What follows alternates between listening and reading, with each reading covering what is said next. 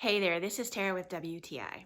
We have a special little one in our life who loves music, who loves books, and of course, she loves Baby Shark. So this little Pinkfong Baby Shark nursery rhyme book has really come in handy, especially whenever she's traveling in the car.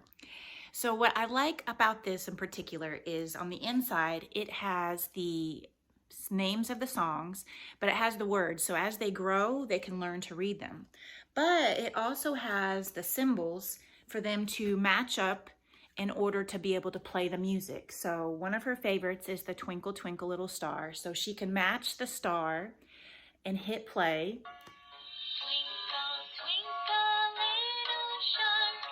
It's got great sounds for them to be able to hear it. And then on the back, what's great for parents, it has a on-off switch. So whenever they're not using it, all you have to do is flip it off.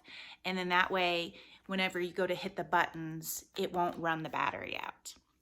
So if you are looking for the perfect little book, whether you're traveling or even just to read with them at home, this book is really cute. It teaches them the songs, and I highly recommend it.